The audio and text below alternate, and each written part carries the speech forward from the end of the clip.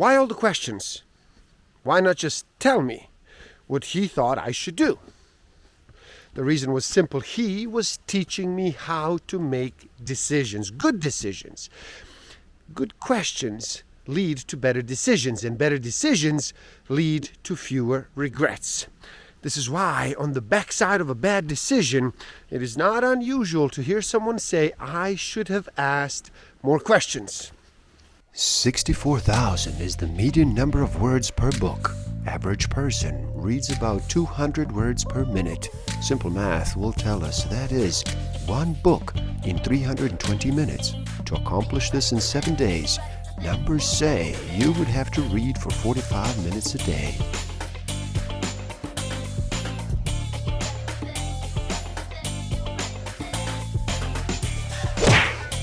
Don't forget to subscribe. Hit that notification button, like, comment, and share. Enjoy. Welcome to the Book of the Week series. Every week as I read another amazing title, I share it with the world. My name is Igor S.F. Walker. Today we look at Better Decisions, Fewer Regrets. 5 questions to help you determine your next move by Andy Stanley. So how about you slow down and relax? Reduce all that noise for just a bit. Make that choice and decide to listen. In this video, we will learn from experience and stop making bad decisions by integrating 5 questions into every decision you make, big or small.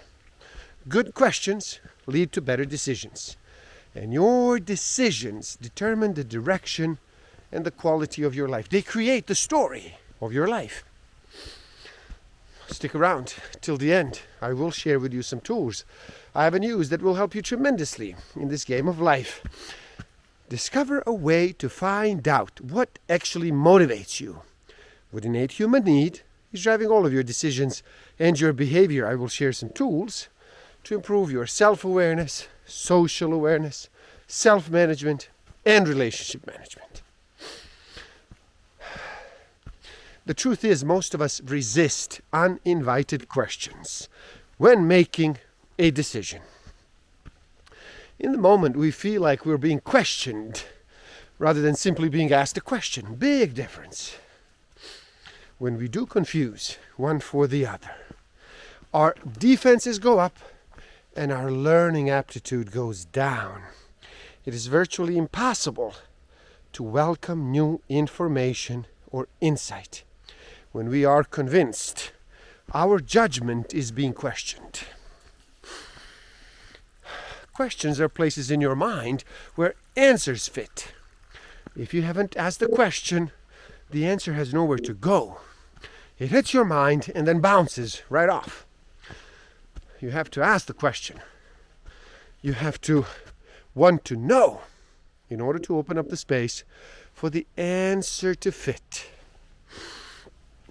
If you want to, I want to add 5 questions to your existing arsenal of questions. 5 questions to ask every time you make a decision of any consequence. Now, knowing the questions to ask and actually pausing to ask them are 2 completely different things. Now, developing the discipline to pause and ask these 5 questions will result in better decisions and fewer regrets. Number 1, the integrity question. Am I being honest with myself? Really? Number 2, the legacy question. What story do I want to tell? Number 3, the conscience question. Is there a tension that deserves my attention? Number 4, the maturity question. What is the wise thing to do? And number 5, the relationship question. What does love require of me? 5 simple questions. Our decisions are heavily influenced by our emotions and our appetites. Experience confirms our appetites often overrule our intelligence. Otherwise, Nobody would have to remind us to exercise and to eat right. As soon as you start selling you on anything, you should hit pause. And here's why. We rarely have to sell ourselves on a good idea. Again, we rarely have to sell ourselves on a good idea. We simply know, don't we? What we do know is this. Private decisions have public outcomes. Your private decisions probably won't stay private. Your personal decisions will impact some other persons. Now, the easiest person to deceive is the person in the mirror. It shouldn't be this way, but it is. Self-leadership is the greatest leadership challenge any of us face. But self-leadership is a critical component to our success in every arena of life. You'll never be a leader worth following if you do not lead yourself well.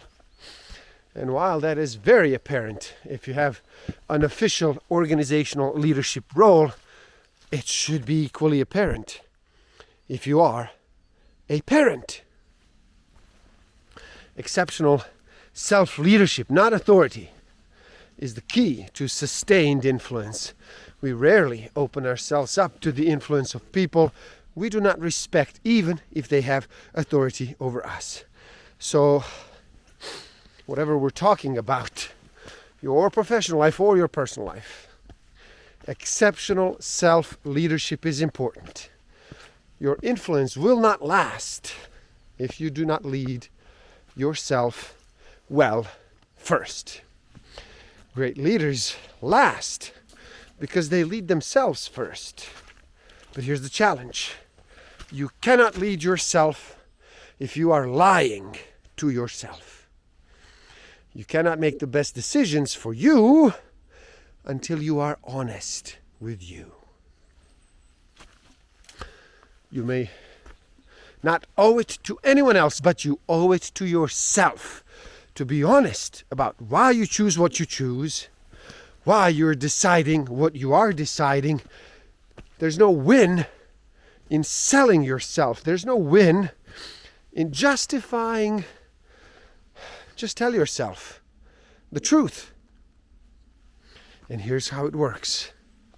Our hearts get wrapped around something or someone, and we experience desire, a want. So the heart sends a message to the brain. Hey brain, I want this. Figure out a way to justify it and then get it for me. Now, our brains are smart. That's why we call them brains. And our brains know that whereas it's difficult to justify a want, it is not so difficult to justify a need. So the first thing the brain does is upgrade the messaging to something far more sophisticated than a want. The brain says, you need this. You rarely have to justify a good idea. Why is self-control so difficult for ourselves when ourselves would swear we want what is best for ourselves? Strange, isn't it? The United States is currently divided, and over 3 issues which you probably have an opinion on: abortion, gun control, and climate change. To my knowledge, there is no secret information regarding these 3 topics. The stats, history, and science are out there for anyone who is interested in discovering, if you are honest, which is the point. You've probably never proactively sought out information contrary to the opinion you hold on these 3 issues or any other. Most of us want to be proven right more than we want to know what is true. We are not on truth quests. We are on confirmation quests. Confirmation bias explains in part why moms and their daughters arrive at opposite conclusions about the same boy. On a personal level, wanting to be proven right more than wanting to know what is true will undermine your ability to make good decisions, and even worse, it pretty much guarantees bad decisions. A confirmation quest is a dangerous quest. It will blind you to what can hurt you. Now, ask our questions. Am I being honest with myself? Really? Have a heart-to-heart with yourself. Have it in the mirror. Look yourself in the eye. Seriously stand in front of the mirror and ask yourself out loud, and use your name. Igor, are you being honest with yourself? Really? And then tell yourself the truth. Even if you do not plan to act on it, you owe it to yourself to know. Even if knowing points you in the direction you do not intend to go. It will not hurt to know. You need to be honest with yourself. Really.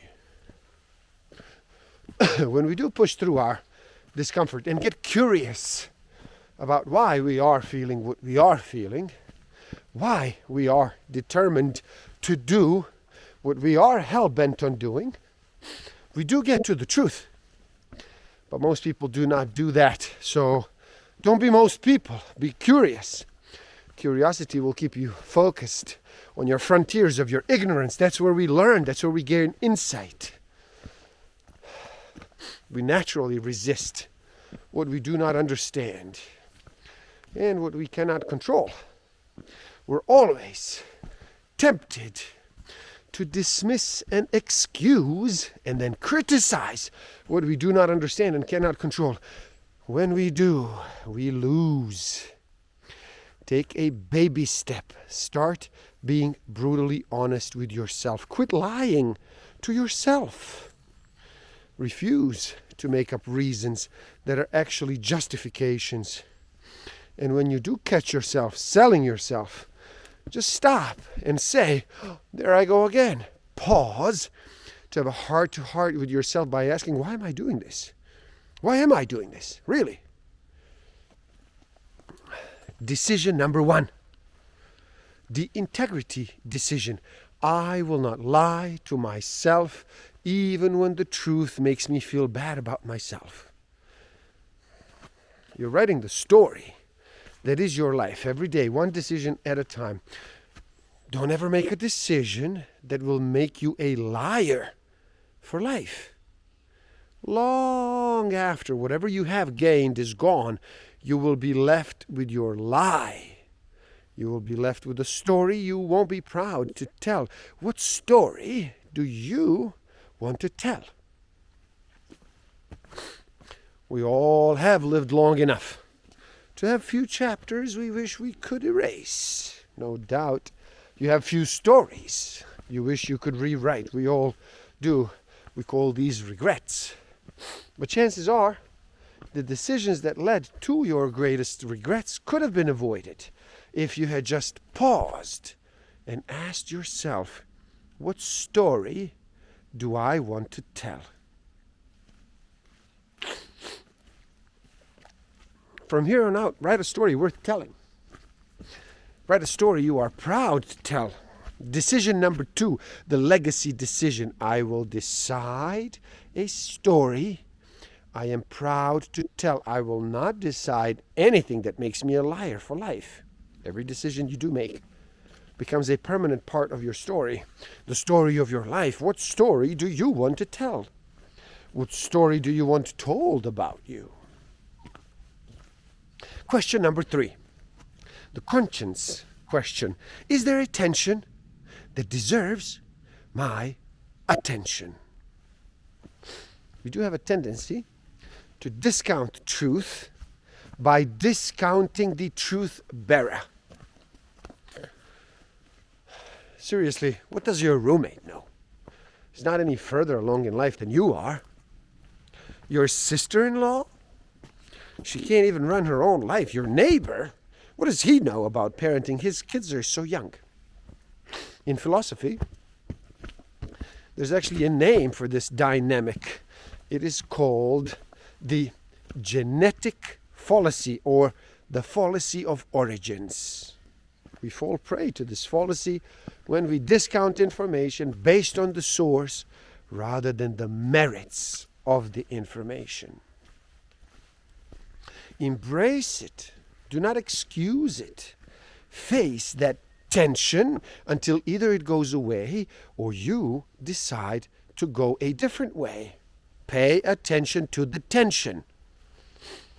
What begins as an uneasy feeling is often supported later with reason, with information, with insight. But if you do not pause, you will not see it. Pause and pay attention. That tension may very well be God's way of protecting you. It may be His way of waving you off from a decision you will later regret. Let it bother you until you know why it bothers you. Decision number 3, a conscious decision. I will pause even when I cannot pinpoint the cause of my hesitation. I will explore rather than ignore my conscience. Whether it is a curfew, a diet, driving, or spending, our natural inclination is to live as close to the line as possible. What line? Well, the line between legal and illegal, the line between responsible and irresponsible, the line between moralish and immoral, ethical and unethical, the line between I am still in control and I need help. It is human nature to snuggle up to the edge of irresponsibility, disaster, or embarrassment and stay there as long as possible. It is human nature to get by with as much as we can get by without becoming our worst enemy, without undermining our own success, without being grounded, expelled, fired, or kicked out of the house. Why do we wait? We wait because we are unwilling to face up to what we known all along when we quit lying to ourselves. It is amazing what happens. Establish 3 reference points to relate to our 4th question. These will be easy to remember because each of the 3 is simply an extension of the question. In light of my past experiences, my current circumstances, and my future hopes and dreams, what is the wise thing for me to do? Your excuses have escorted you to the threshold of regret over and over. They have left you with secrets that you hope the people you care most about never discover. They left you with stories you will never share. They've introduced you to shame, to memories, seasons you cannot forget. Your excuses have facilitated the demise of your hopes and dreams. They are not your friends, so decide. Decision number 4, the maturity decision. I will do the wise thing. So one last time. In light of your past experience, your current circumstances, and your future hopes and dreams, what is the wise thing to do? By now, it should be unsettlingly clear that the very thing that makes our questions clarifying has the potential to make them a bit terrifying as well. I am referring to the fact that we usually know the answer before we even finish asking the question. And once we do know, we cannot unknow. And once we do know, we feel accountable. Decision number 5, the relationship decision. I will decide with the interest of others in mind. While I'm not always sure what to believe, and while my views on a variety of things continue to mature and change, I almost always know what love requires of me. I bet you do too. When I choose to tell myself the truth, even when the truth makes me feel bad about myself, I see the way forward. When I choose to explore rather than ignore my conscience, I gain clarity. When I pause mid-decision to ask what is a wise thing to do, I usually know before I even finish asking the question. When I am tempted to win an argument at the expense of a relationship, and I remember to consider what love requires of me, my defenses do come down. When I do have the presence of mind to consider the story I do want to tell, I choose a better story. Your past should remind you. It doesn't have to define you. Begin today incorporating the 5 questions into the rhythm of your life. Decide to tell yourself the truth, even when the truth makes you feel bad about yourself. Explore rather than ignore your conscience. Raise your standard of living from what's acceptable to what is wise. Do what love requires of you. Write a story. You are proud to tell a story, distinguished by better decisions and fewer regrets. And there you have it. Better decisions, fewer regrets. 5 questions to help you determine your next move. Now please do help out. It is easy. Simply like this video so more people can enjoy it. Share it too and spread the word. Do leave a comment and share your thoughts. Subscribe to my channel and stay up to date. And the link to this book is in the description below. So buy it, read, never stop learning, especially learning about yourself and nature. So gift yourself by taking the free human needs test on my website and find out what actually motivates you, what innate human need is driving all of your decisions and your behavior. And if you feel you are ready to improve your self-awareness, social awareness, self-management, relationship management, even further, then do check out my Master of Life Awareness program.